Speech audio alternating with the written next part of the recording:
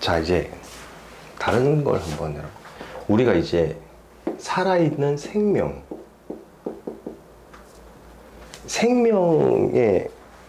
살아있는 모든 생명의 꿈이 뭘까요? 공통적인 꿈.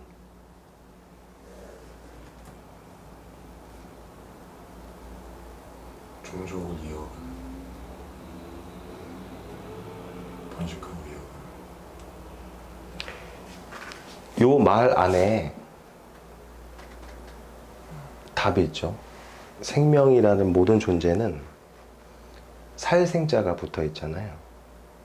요 얘기는 생명이라는 말은 이제 우리 음양적인 관점에서 뭘 전제라고 했냐면 생이 아닌 것을 전제하고 있잖아요. 살을. 그죠?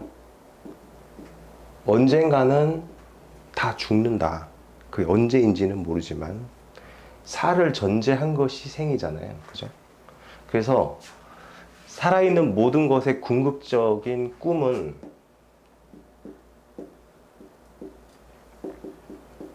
이 불멸이에요. 소멸하지 않는 것. 그게 식물이든 동물이든 사람이든 그게 꿈이죠. 내 존재가 계속 남아있는 것. 근데 현실적으로는 불가능하죠. 그래서 모든 생명체가 그래서 선택한 게 종족 번식이잖아요. 그래서 DNA를 계속 유지하고 가고자 하는 것.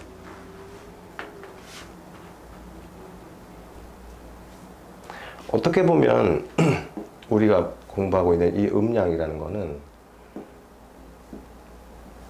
그런 개념으로 볼 수도 있어요. 그러니까 종족 번식이라는 거는 결국 여기에 이제 필요한 것이 사랑이고, 그 다음에 이제 내 다음 세대가 생겨나는 것이고, 우리가 사람이 문명을 발달시켜서 뭐 도덕도 만들고 각종 학문도 만들고 좀 고차원화되어 있다고 해도 결국은 그 근본에는 사람도 벗어날 수 없는 거는 결국 이 불면에서 벗어날 수 없고, 그러니까 언젠가는 죽어야 되니까 반드시 이제 내 다음 세대는 있어야 되고, 사람의 인체의 메커니즘도 그렇고 동물도 식물도 메커니즘도 그렇고 이 음양으로 나누어진 것들은 전부 다 그게 가장 베이직한 욕구고 원리예요. 베이직한 거. 이 꽃이 왜 아름다워요? 이게 우리 눈에는 그냥 이렇게 색깔하고 향기만 보이는데, 여기 이제 수정을 시켜주는 곤충들 눈에는, 우리 곤충들의 시각에서 보면 사람 눈에는 보이지 않는 여기서 이제 가시광선 바깥 영역에 그런 스펙트럼이 있대요. 얘네는 그거에 이끌린대. 어쨌든 꽃이 아름다운 이유는 얘를 끌어들이고, 그래서 수정을 해서 얘가 나중에 열매를 맺고 씨앗을 떨어뜨려서 다음에 넥스트 제너레이션을 만들려고 하는 그게 메커니즘이죠. 꽃이 아름다운 이유는 그거밖에 없죠. 사람 눈에 이쁘게 보이려고 그런 건 아니고. 어쨌든 음양의 기본 베이직은 생명이기 때문에 불멸을 하고자 음양이 나뉘었고, 그래서 음양이 서로 계속 인터랙션을 하는 거예요. 거기에서 이제 연결된 개념으로. 근데 저 질문인데요. 네. 그럼 이 음양이 이 세상을 굴러가게 하는 일종의 에너지 개념인 거예요?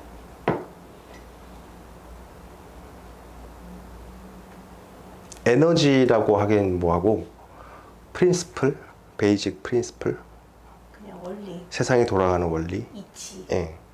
자연이 돌아가는 이치, 그 중에서 가장 근본적인 것, 가장 코어에 있는 것. 지구가 돌고 있고 다 비슷비슷해요.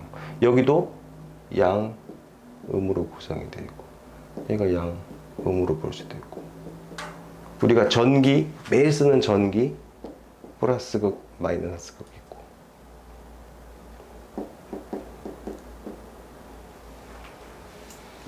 어쨌든 다 그런 식으로 이루어져 있다고 봐요. 동양에서는.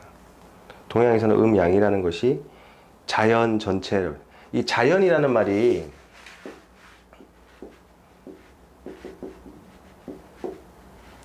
이게 재밌는 말인데 스스로 그러하다라는 뜻이에요.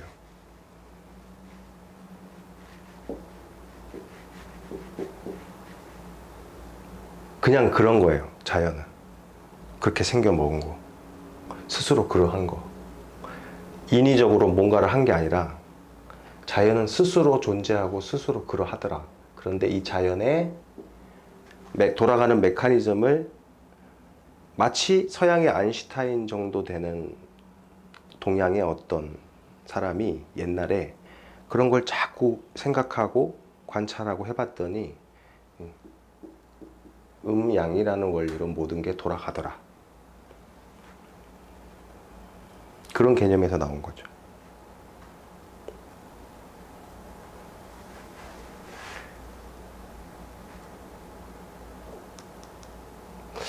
일단 해보면 알겠죠. 공부를 조금 더 해보면. 이제 예를 들어 볼게요. 이게 실체가 잘 안 잡히는 거는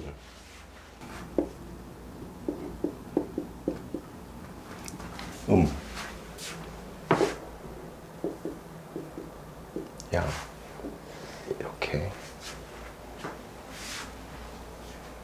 근데 음양이라는 거는 상대적인 거고 가변적인 거고 상호 무한적이고 공존하는 거라고 했죠. 그냥 개념적으로 그렇게 생각하면 돼요. 원래 음양이라는 게 따로 있는 게 아니라 세상이 돌아가는 원리를 보다 보니까 아, 이렇게 그룹핑이 되더라예요. 하늘이 양이면 이거 뭐가 될까요? 네. 땅. 해가 되면 얘는 예.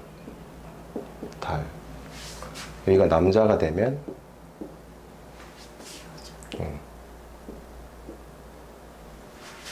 긴 것. 여기는 짧은 것.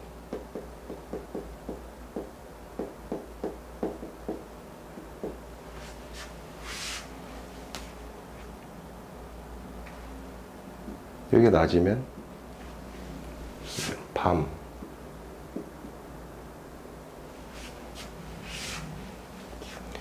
여름이면 여기 뭐죠? 겨울. 여기가 봄이면 여기는 가을. 여기가 만약에 아름다움이면 여기는 추함이 되겠죠. 추함. 따뜻한 거. 네, 따뜻한 거. 여기가 만약에 따뜻하다 그러면 여기 이제 차가움이죠.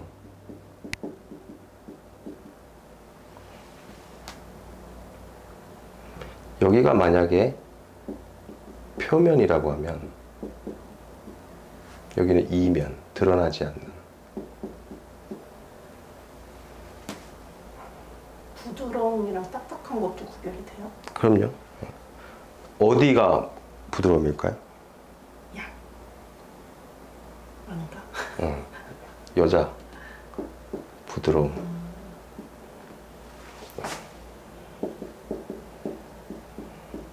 요거는 좋은 예시예요. 이따가 보면 요건 딱딱함. 이렇게 수없이 구분 지을 수 있어요. 우리가 이제 방향을 얘기할 때는 여기가 좌, 여기가 우. 숫자를 얘기할 때는 홀수, 여기 짝수. 여기가 시작이면 여기가 끝.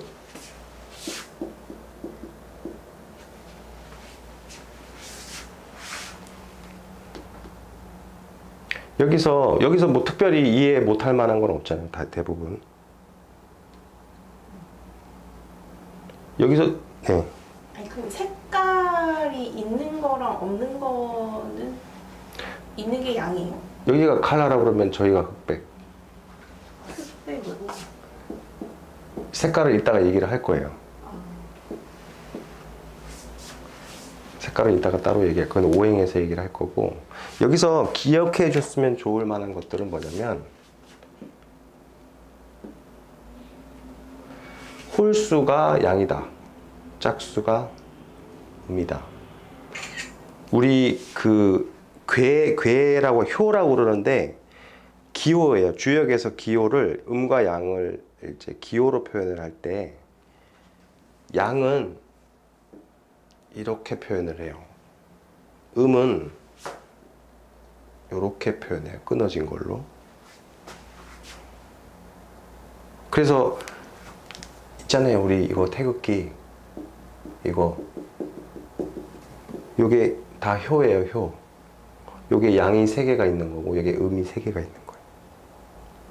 그래서 아까 양의 음양을 양의라고 한다고 그랬고, 그 다음에 나온 게 사상이 나왔고, 여기에 8괴가 나온다고 그랬잖아요. 이 8괴에 8가지 종류의 괴, 음양이 분화된 중첩해서 3번 분화하면 8개가 되니까 2에 3승은 8이니까 음양이 3번 분화를 해서 8개의 괴가 되는데, 우리 여기에 태극기 건군감리가 들어간 게 여기 8괴예요. 8괴. 그래서 일단 표시를 할 때 효로 표현하는 기호가 요게 하나가 있으면 양, 2개가 있으면 음이라는 것, 그건 기억해 주시면 좋겠고, 그 다음에 시작은 양, 끝은 요건 기억하시면 좋겠고, 자, 부드러움과 딱딱함, 요거는 이쪽 지워도 되죠? 자,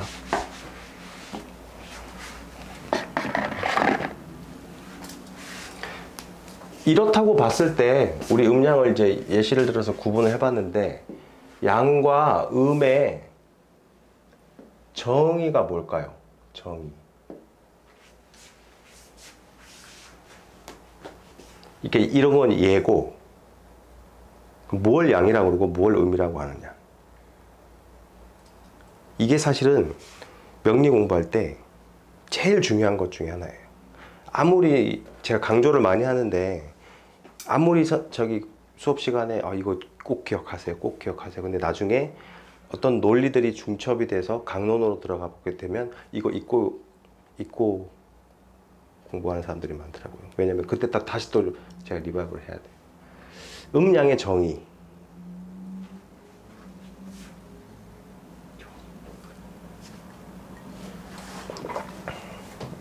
그럼 뭘 음이라고 하고 뭘 양이라고 하느냐? 정의가 뭐냐? 음양의 정의는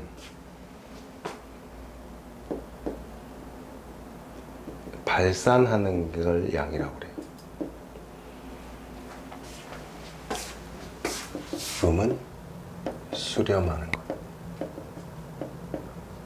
이게 정의예요.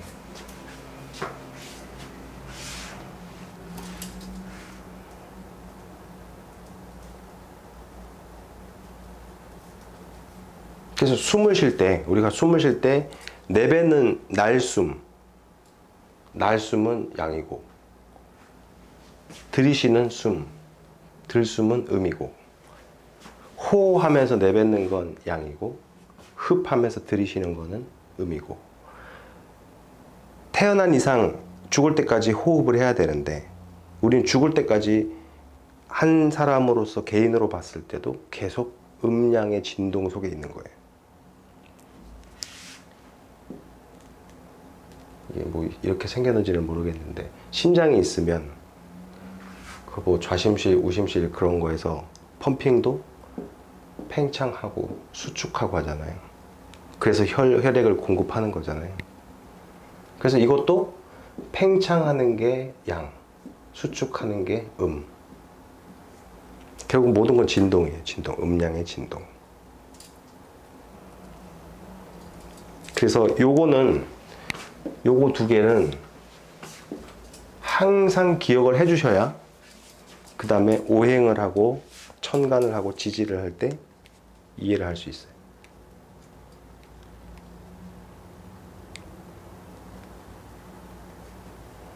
사람이 사는 것도 어떻게 보면 사람이 어떤 사람을 사귀어서 사랑한다. 좀 피상적이긴 하지만 누군가 내 머릿속에, 내 생각 속에, 내 마음속에 들어오는 거고, 또 헤어졌다. 그럼 또 뭐 여기서 지워지고 나가는 거고, 또 사람이 물리적으로 살아가는 거는 문을 열고 나갔다가 또 문을 열고 들어오는 거고, 경제적으로 보면 내 통장에 돈이 들어왔다가 내가 소비해서 나가는 거고, 결국 인풋과 아웃풋의 문제예요. 결국은 모든 것은 음양의 관점으로 이해를 하세요. 그래서 제가 첫 시간에 패러다임 얘기를 한 거예요. 요거는 접수 가능하시겠죠? 음양은 어려운 건 아니잖아요, 여기서. 그래서 수렴하는 게, 발산하는 게 양이니까 어쨌든 팽창하고 발산하는 건 대부분 양으로 보면 돼요. 팽창하고 발산하는. 이거 근데 우리 책에 어떤 얘기가 나오냐면, 이거 잠깐 지울게요. 다른 거 다 지우고.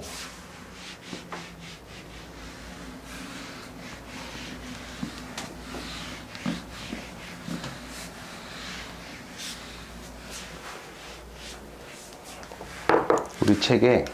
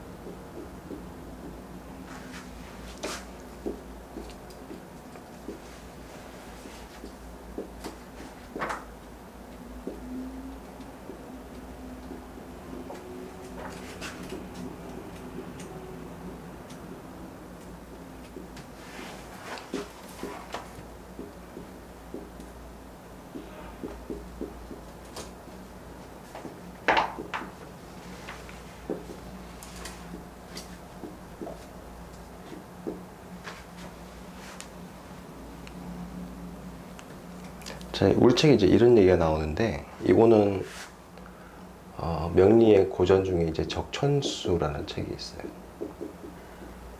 메이저 고전 중에 하나인데, 거기에 이제 이런 표현이 나와요.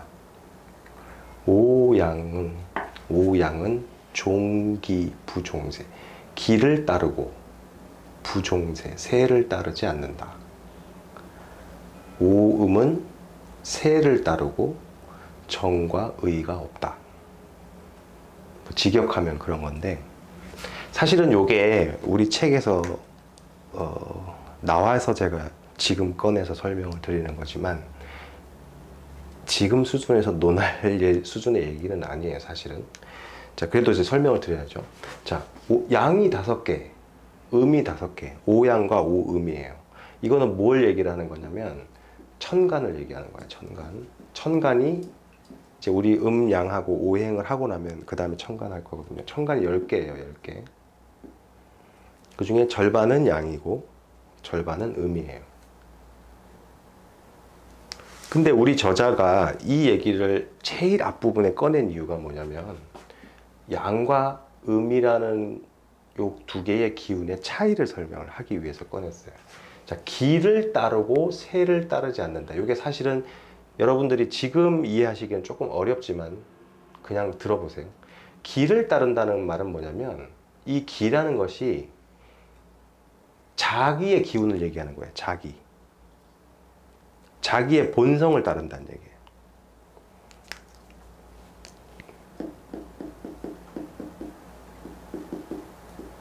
세라는 말은 뭐냐면 요거는 주변의 기운을 얘기하는 거예요. 주변의 기운. 다른 말로 하면 환경. 그러니까 결국은 양은 주변이 어떻게 생겨 먹었던 간에 자기 길을 따른다는 얘기고, 음은 반대라는 얘기예요, 이거는. 그래서 이 부드러움과 딱딱함이라는 얘기가 뭐냐면, 양이 딱딱하다. 다른 말로 뻣뻣하다.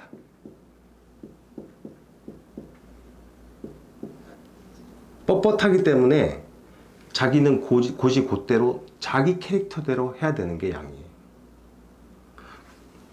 반대로 음은 부드럽다. 이거는 우리가 이렇게 표현을 하는데, 뭐 이거 글자는 모르셔도 상관없는데, 굴신이라고 그래요. 굴신. 굴신성 이런 말을 쓰거든요. 음의 특징 중에 하나가, 이 굴이라는 말은 휘어진다는 얘기예요. 이렇게. 신이라는 말은 펴진다. 그러니까 굉장히, 이게 우리가 뭐 젊은 분들이니까 영어로 하면 플렉스블하다, 유연하다, 부드러우니까. 그러니까 양이 남자다, 음이 여자다고 치면, 남자는 운전하고 가다가 시비가 붙으면 상대가 덩치가 큰데도 싸우려고 하죠. 자기 성격을 못 이겨서 싸우면 분명히 질 것 같은데, 그런데도 막 거기다 대항을 하잖아요. 어떤 식으로든. 거기서 사람에 따라서 뭐 내려서 진짜 덩치 큰 놈을 멱살을 잡는 사람도 있고, 그냥 대충 눈치 봐서 그렇게는 못 하더라도 막 욕이라도 주고받고 그렇게는 하잖아요. 그죠? 그러니까 자기의 본성인 거예요. 그렇게 양의 특징이라는 것이 발산하는 거고, 뻣뻣하기 때문에 자기의 본성을 쉽게 굽히지를 못해요. 그게 양의 특징이에요. 그러니까 남자들은 고스톱을 치면 못 먹어도 고가 되는 거예요. 못 먹어도. 그러니까 남녀로 딱 이분화해서 큰 틀에서 이해를 하자면 그런 거예요. 남자 중에서도 역시 이제 음간인 사람들은 전혀 여자처럼 실속을 챙기기도 하죠. 그래서 양의 특징은 뭐냐면 딱딱한 거, 뻣뻣한 것. 그래서 자기의 본성대로 하고자 하는 것. 주변이 아무리 불리한 상황이 조성이 되어 있더라도 기어코 발산하고자 하는 것. 그런데 음은 종세무정의, 세를 따른다고 해요. 세라는 거는 주변의 기운과 환경이라고 그랬는데, 음은 뭐냐면 주변의 환경이 불리할 것 같아요. 그러면 그때 뻣뻣하게 자기 주장을 펴는 게 아니라 숙인다는 거죠. 유연해지다. 그래서 굴신의 특성을 발휘를 하는 거죠. 그러면 어디가 더 실속이 있겠어요? 네. 음이 훨씬 실속이 있죠. 양은요? 실속이 없어요. 근데 뭘 챙겨요? 네, 명분.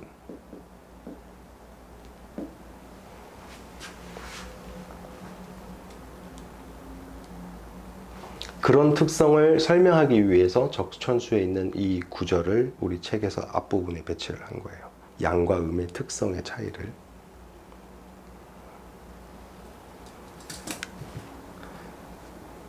근데 여기서 남자하고 여자를 큰 그림에서 대비를 했는데, 남자라 하더라도 음양은 완벽하게 100%라는 게 없어요. 양만 100%라는 건 없어요. 음만 100%라는 것도 없고.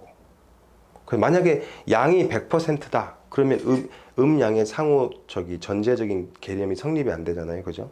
그래서 남자라 해도 양기고 양물이지만 음의 성격이 있어요. 음의 기질을 조금씩은 누구나 다 갖고 있고, 여자라 해도 양적인 기질을 조금씩 갖고 있는데, 그게 사주로 보면 남자의 몸이지만 이 사주 구성이 음기로 가득 찬 사람들 있잖아요. 그런 사람들은 이런 특성을 많이 드러내요. 실제로 여자라고 해도 양기가 많은 사람들은 이렇고, 그리고 우리가 나중에 간지에서 배우겠지만 사주에서 자, 일간이 이렇게 있으면, 그러니까 사주 8글자가 있으면 이 중에서 자기를 뜻하는 글자가 어디냐면 여기에요. 여기 일지, 일간. 일간이 자신을 뜻해요. 요 위치가. 여기에 있는 천간이 오양 중에 하나이면 양적인 특성이 기본적으로 깔고 가는 거고, 오음 중에 하나이면 음적인 특성을 깔고 가는 거예요. 성별에 상관없이. 그럼 강한 거예요? 강하다는 말은 안 했어요. 그래요? 베이직 코어가 어떤 색깔이냐 그걸 가지고 논하는 거고, 우리는 공부를 하면서 우리 어떤 식으로 진행이 되냐면, 이제 자, 우리 옛날에 미술 시간에 선생님들이 속고상 하나 놓고 자, 이거 그려봐 데생을 하는 거예요. 그러면 어떻게 하냐면 대부분 뭐 이게 원칙이잖아요. 이게. 이렇게 해놓고 속고상을 그리면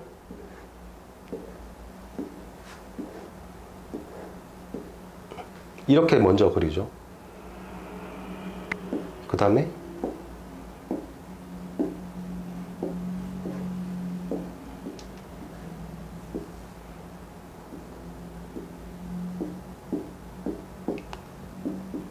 이렇게 그릴 거고, 조금 더 구체적이 됐죠. 그 다음에 어떻게 그려요?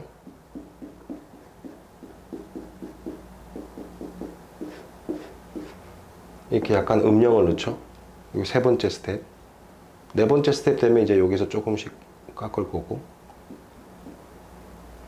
뭐 이렇게 가지 않겠어요? 이거 조금씩 고치고, 이게 좀 더. 이런 식으로 스코프가 페이드 인이 되는 거예요. 점점점 멀리서 보는 거에서 점점 구체적으로 조금씩 디테일하게. 우리 이제 명리 공부하면서 그 8글자를 바라보는 시각도 이런 식으로 갈 거예요. 뭐 지금은 음양을 하고 있으니까, 지금 음양을 하고 있으니까 어느 정도 수준이냐면, 자, 여기는 어둡고 여기가 밝아, 요 정도. 그래서 이제 오행하고 나면 약간의 이게 조금 더 모양이 구체화될 거고, 천간 지지하면 약간 더 구체화될 거고, 그 다음에 십성을 하게 되면 여기 음영, 디테일한 음영이 생길 거고, 뭐 이렇게 되는 거예요. 그래서 강한 거예요. 이거는 지금 논할 단계는 아니죠. 안 강해요. 그냥 베이직이 나를 뜻하는 글자가 이거다 라는 거죠. 첫 시간은 여기까지 할게요.